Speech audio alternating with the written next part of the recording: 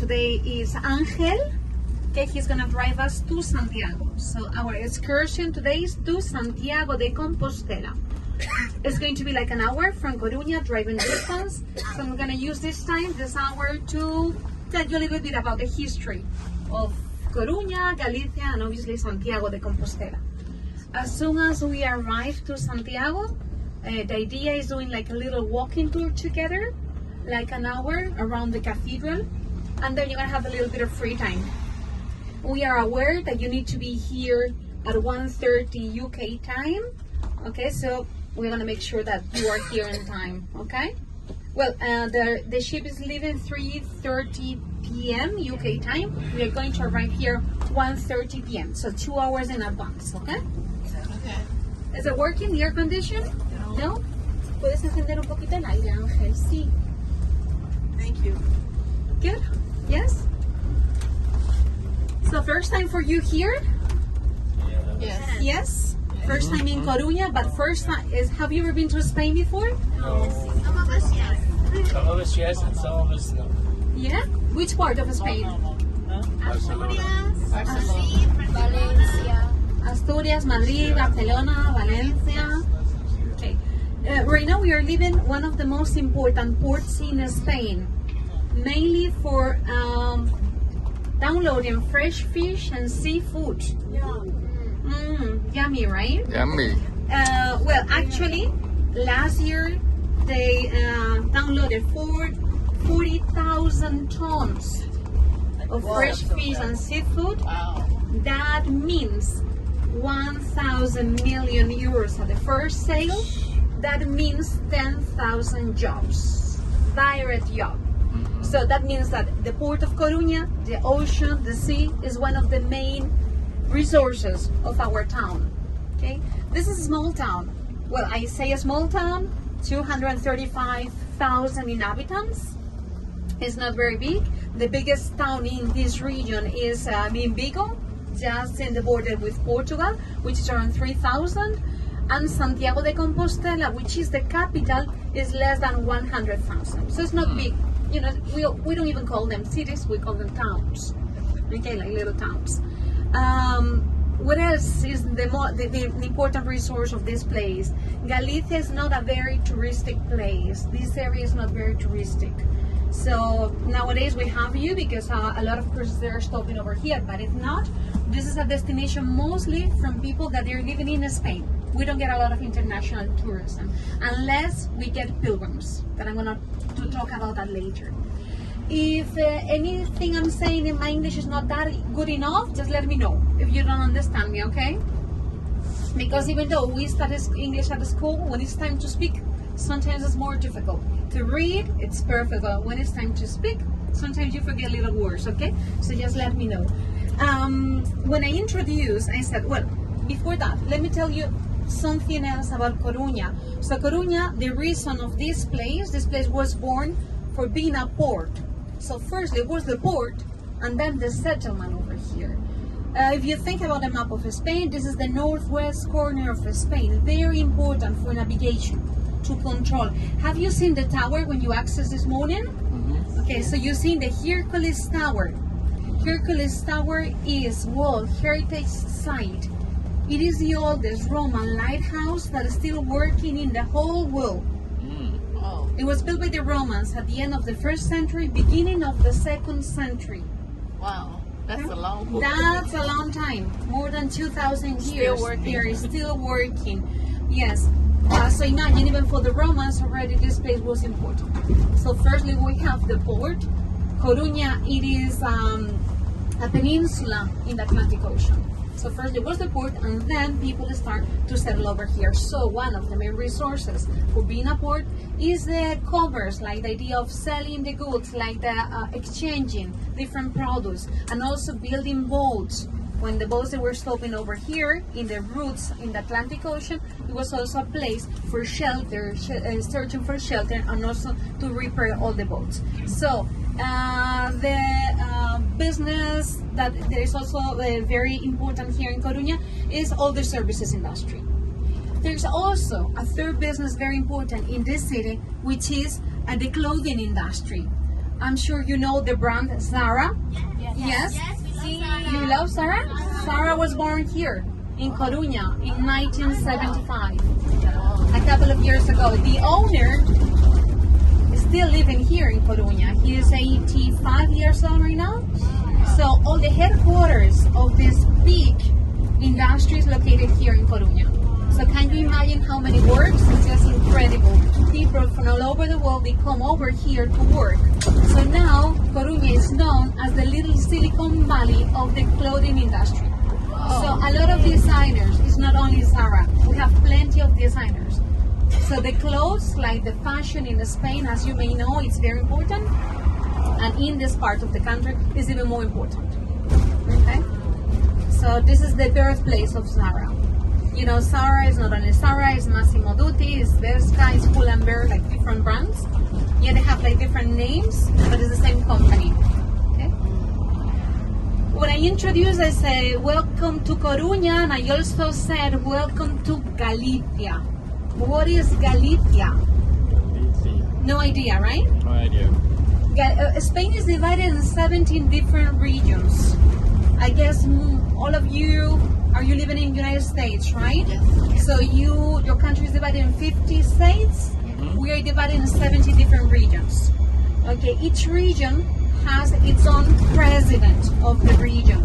So we work kind of a little bit similar to United States. So we have a president of the government and we have a president of the region. So Galicia is a region located in the northwest corner. The capital of Galicia is Santiago de Compostela, the place we're going now. Okay? We are just very close to Portugal. So the capital is Madrid, and the capital of the country, and the capital of this region is Galicia. This part of the country, we call it the Green Spain. So if you've been to any other places of Spain, well, you said Asturias. Asturias is quite similar to Galicia. But normally, if I say to you Spain, what is the first image that you have in your mind? If I say to you Spain, what is the first thing? Sagrada. Sorry? The familia Sagrada. La Sagrada Familia. Mango. Mango. For wine. What else? The wine. Wine. Oh, Maybe flamenco. yeah. Yeah, bullfighting. Sausage. Sausage. Sausages. Yes, paella. Okay. Yeah. In this part of the country, our history and also the traditions, they are completely different from that. So there's no place here to go and see flamenco. We don't play Spanish guitar. We don't eat paella here. So this is just completely... Paella is in Valencia. Valencia. Okay, Valencia and in Andalusia, south of Spain. We don't eat paella here. So if you go to any restaurant in Galicia and they serve you paella, no, it's not our main dish. And why? We don't have a Mediterranean diet. We have an Atlantic diet. That diet is based on the fish and seafood. We have plenty of vegetables as well, because you will see now the landscape is very green. So a lot of countryside, good production of vegetables, and also very good quality of meat. So the gastronomy is completely different. In fact, the most traditional dish we have is the octopus. Yeah, we had that. My That was favorite. really My good. favorite. We had it. That's great. Well, it is. Well, you have it octopus. You have it in Portugal. You have it in Spain, in this north of Spain, northwest, where we are, and then in Greek, in Italy, in some places. But the way we cook it is completely different. Our main dish, we call it. The translation will be like octopus at the market style. And why at the market style? We say pulpo a feira. Okay, why we call it in this way? Because most of the people was living in the countryside a long time ago. A lot of farmers, a lot of people just living there. So Sundays was a very special day for them. The day where everybody got together. They were doing a market, that place to exchange different goods, you know, to get extra money, to sell your extra veggies. So they were making like a big party for that. So these little restaurants start to grow. So basically, it was like nowadays you have like these vans that they have like food to go. It was like a kind of making octopus to go. So it was always served, and still nowadays, in a wooden plate, and it has like boiled octopus. We cut it in little slices, like round slices, and then we put olive oil, salt, and paprika on the top, and we eat it with a toothpick. That's the traditional way. So this way is very unique from this area. Also, I'm sure you tried the peppers of Padron. Have you tried like a little chilies, like green peppers? No? No? They are also original from this area. And then Galicia is very well known for the quality of the wines. Have you ever tried Albarino wine? Yeah? All right. Albarino wine is from here. So plenty of good wines and good food in this area. Since you're gonna have a little bit of free time later, maybe you can try, some of those things. Because one of the main tradition in Spain, as you know, is going for tapas. Yes? So maybe you can do that later. By the way, what is a tapa? What is a tapa? It's like a dim sum. Is it like a dim sum? What is it? Yes, small style plates. Well, for us, tapas is even more than that. Tapas, it is a noun that comes from the verb tapar, which means to cover. And to cover what?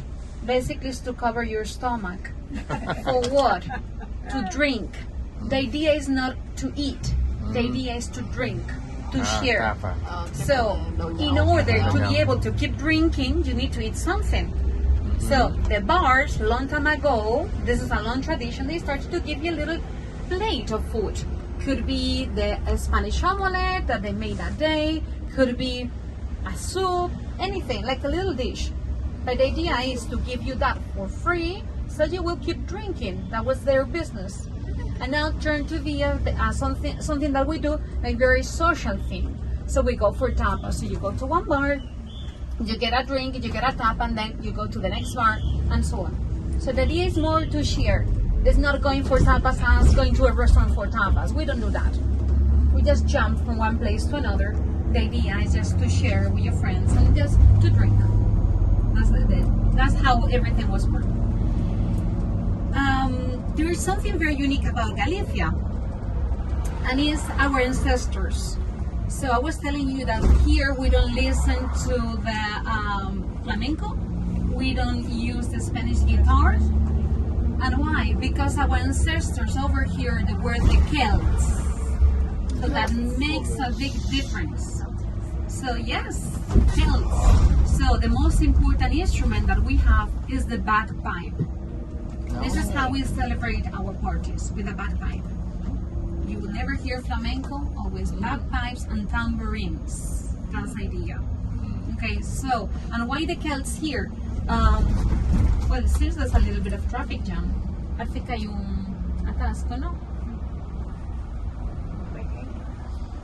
Maybe it was like a little accident or something. But we're gonna take the highway very close, so don't worry about it. So I was telling you about the traditions, about the Celtic traditions. So around 2,500 years ago, the Celts were setting over here. But our historians, they don't tell about really the Celts.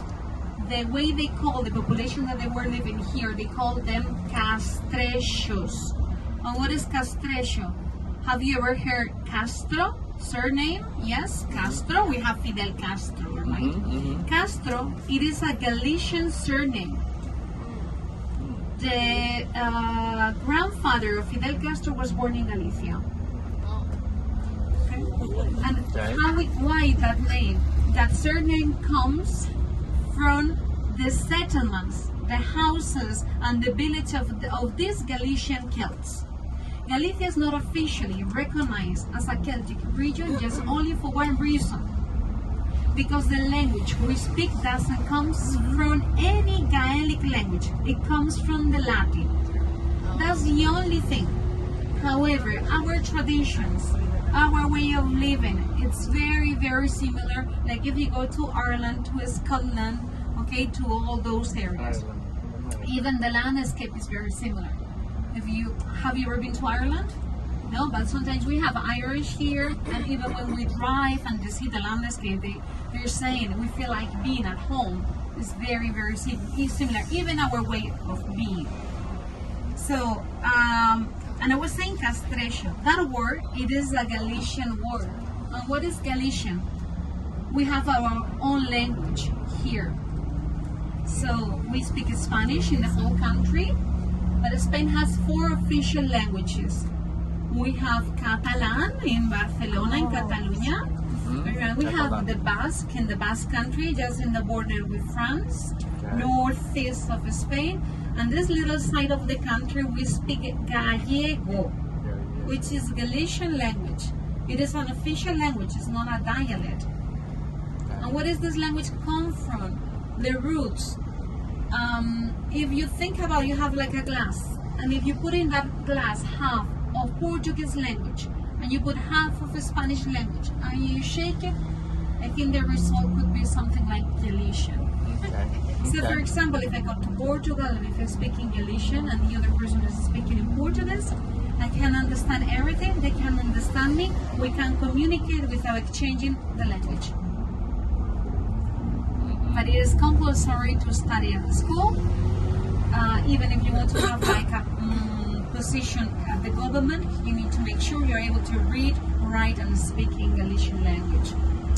So we have plenty of authors that they write in Galician language, and even we have a day which is 17th of May, that is a holiday day, which is special to venerate and to protect our language. And why we try to protect our language? Because as most of you may know, we have here Franco, we have a dictatorship here in Spain. Spain didn't join the Second World War because we were busy fighting with each other. We have a Spanish Civil War between 1936 and 1939, and in 1939 a dictator, Franco, took into power till 1975. Wow. He didn't let the people, he only wanted everybody to speak Spanish, so Galician language, Basque language and Catalan was forbidden. Okay, so a lot of people, they grow with the idea of speaking your own language was like something that you shouldn't or not allow. So after when Franco passed away, we try to recover, encourage young generation to speak and protect our language, which has a lot of years of history. So now you know a little bit more about Galicia. So we have our own language, our landscape is different than the rest of the Spain. Galicia is a foodie destination. So if you love food, this is a good place. The quality of the food is very homemade. Everywhere you go, we really focus on the food, and it's very fresh and very homemade, and it's completely different from other places of this country. Different types of gastronomy. ¿Había un accidente? No. Hubo ese pequeño accidente. Es porque están las entradas para aquí del otro lado, hay tres entradas, se forma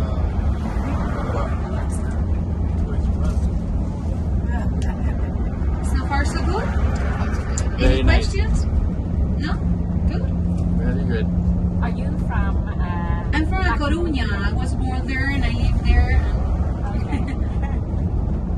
Well, my grandparents, they are from Santiago.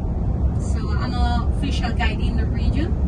So I'm nearly working in everywhere. Now I'm also working in Portugal because it's so similar, the culture, the language, that for me it's like feeling at home. I don't even feel like it. And Galicia is just in the border with Portugal. Okay. It's very close for us. One of the first places when you are born in this area to travel abroad is always going to Portugal. It's one of your first visits because it's very convenient to drive. But today you decided to take this tour because you want to go to Santiago de Compostela. And I have a question for you. Why did you decide to go to Santiago and not stay in Coruña, which is a beautiful town? Why? Why Santiago? It's only the Basilica. Yeah? Only for what? What is the reason? St. James the Great? What happened with him? He got beheaded.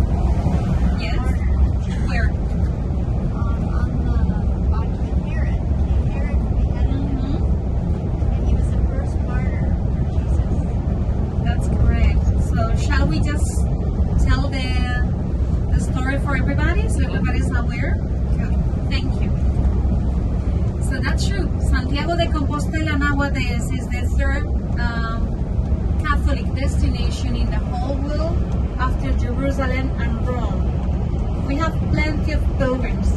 Last year we have 500,000 pilgrims, and I told you before that the town has less than 100,000. So can you imagine? A lot of people is visiting this place every year. And why? Some people is saying that because of the cathedral, but the thing is we have the burial place, the grave of Saint James the Greater, and as you said, one of the 12 apostles of Jesus. If we go back to the first century, Saint James was one of the closest members of the group of Jesus. And according to the Bible, Jesus gathered his apostles and he said, I would like you to go and spread my word from here was Jerusalem, till the end of the world.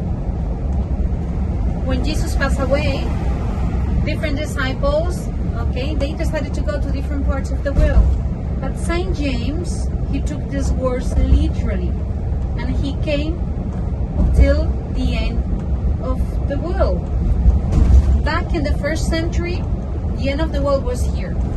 Not far away from Coruña, in between Coruña and Santiago, but in the coast, we have a village that we call it Finisterre. It is a Latin name, a Latin word. If we split this word, we have Finisterrae, which means the end of the land. The Romans arrived to that point. Nobody knew anything about America back at that time, so for them was the end of the land. That's it. So Saint James, he was traveling. He just crossed the Mediterranean Sea, arrived in the east part of Spain, in a part that we call it Tarragona, where nowadays is not far away from Barcelona. And then he crossed the country from east to the west. When he arrived to this part, I told you the history of Galicia. This area was a completely pagan land. Okay, so we have pagans living here. So at the beginning it was a little bit difficult for him. But after being here a couple of years, he had already his own disciples. When he was here preaching in this land, Virgin Mary appeared to St. James, and she said to him, I would like to gather again the disciples of my son. So he came back to Jerusalem, where unfortunately he was captured by the Romans and Herod, how do you say in English? Herod. King Herod, yes. He beheaded him, and they threw his body to the desert. He was the first person to die under the name of Jesus. The two disciples, it was at this time two disciples that they were traveling with him, Theodora and Athanasius, so they decided to get the body of his teachers, and they thought, which place could be the best place to bury the body of St. James? So they thought, well, the best place could be Hispania. This is how the Romans call Spain nowadays, Hispania. So they decided to bring back the body of St. James over here. According to the legend, the body was carried in a boat made of stones, guided by angels. And that boat arrived to the coast of Galicia, to a town that we call it Padrón. Padrón, it comes from a Latin word that means piedra, which means a stone. Even though St. James was here preaching, there was still some remains, some little pagan kingdoms. And in Padrón, in Iria Flavia, was Queen Lupa. So Queen Lupa said, I'm very sorry, but you're not allowed to bury the body of St. James here. However, I'm going to give you 2 oxes, so make sure you are taking the body of St. James away of my land. They decided, the 2 oxes decided to walk and walk till they arrived to a very high point, to a mountain. The name of the mountain is Monte Libredon. The oxes were very tired. They didn't want to carry on walking. So the 2 disciples decided to bury the body of St. James there. That was back in the 1st century. Right. Nobody else knew anything about the body of St. James till when? Till the 9th century. When a priest, that he was living in that forest, in that area, there in a couple of nights he was seeing some stars on the sky. And those stars that were pointed to a place, he decided to go there to see what those stars wanted to tell him. So he realized he was able to find a grave.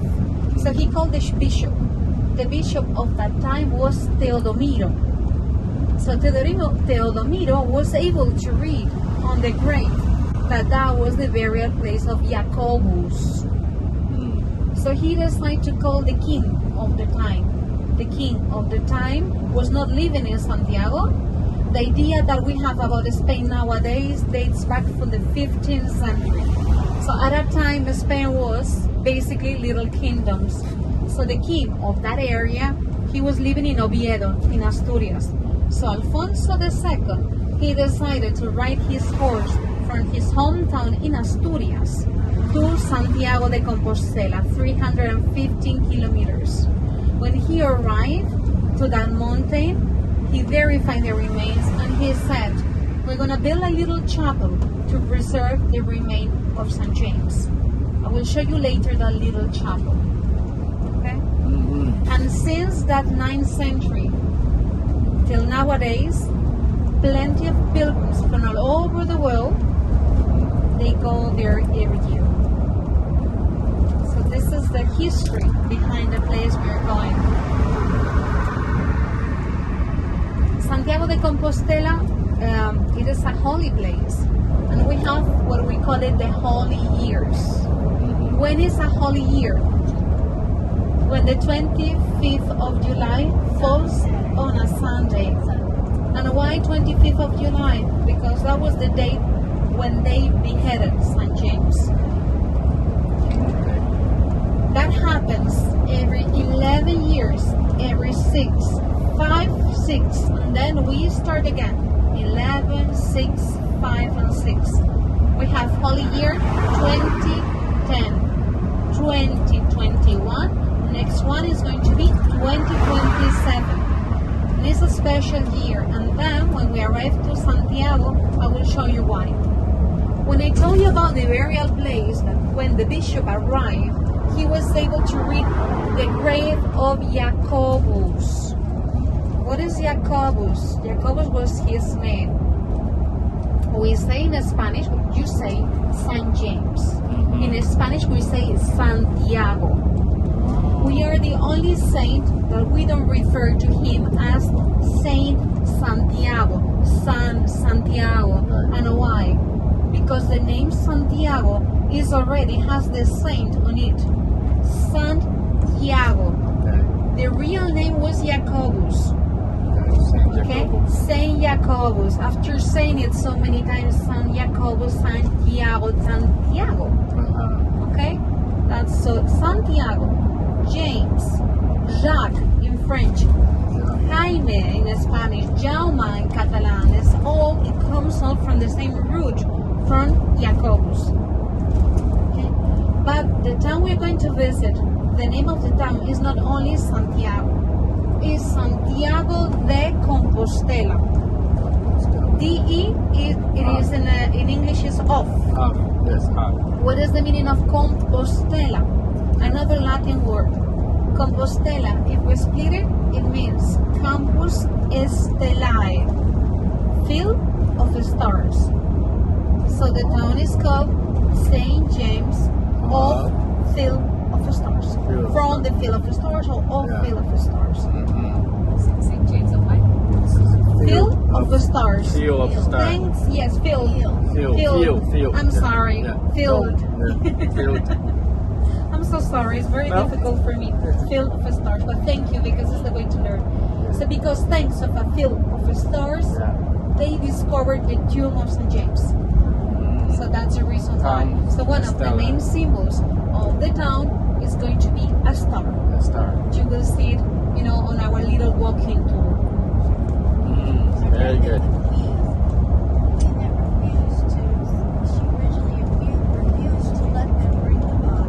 Yeah. Before she gave the ox, she refused. And then the